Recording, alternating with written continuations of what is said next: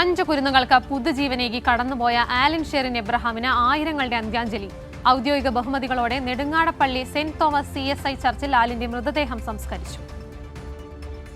George Mathan memorial ആശുപത്രിയുടെ ചാപ്പലിലാണ് പൊതുദർശനത്തിന് ആദ്യം അവസരമൊരുക്കിയത്. പിന്നീട് വാലുമണ്ണിൽ വീട്ടിലേക്ക്.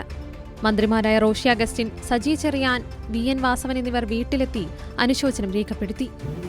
നമ്മുടെ നാടാകെ വേദനയോടെയും ദുഃഖത്തോടെയും നേരിട്ടുകൊണ്ടിരിക്കുന്ന ഒരു രംഗമാണ് ആ മോളുടെ വേർപാട്.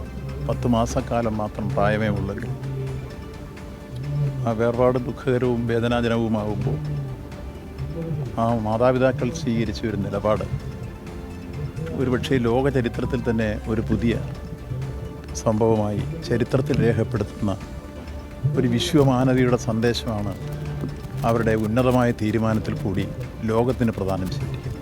മാലാഖ കുഞ്ഞിനെ അവസാനമായി കാണാൻ വൃക്ക മാറ്റിവെക്കൽ ശസ്ത്രക്രിയയ്ക്ക് വിധേയപ്പെട്ട ശ്രേയയുടെ മുത്തച്ഛനുമെത്തി.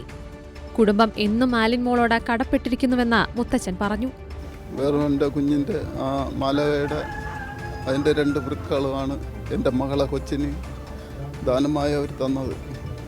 എന്തായാലും അത് കണ്ടു, ആ അപ്പൂപ്പനെയും കണ്ട് ഒരു നന്ദി വാക്ക് പറഞ്ഞിട്ട് പോകണമെന്ന് കരുതി.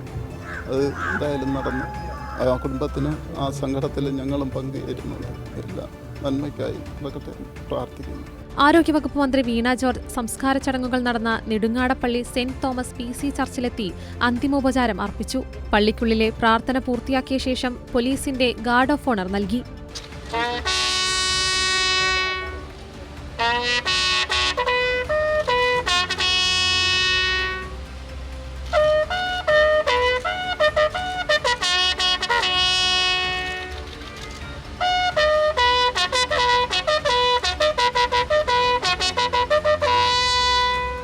നാടൊന്നാകെയാണ് ആലിൻ മോൾക്ക് വിട നൽകിയത്. മുഖം മൂടാം.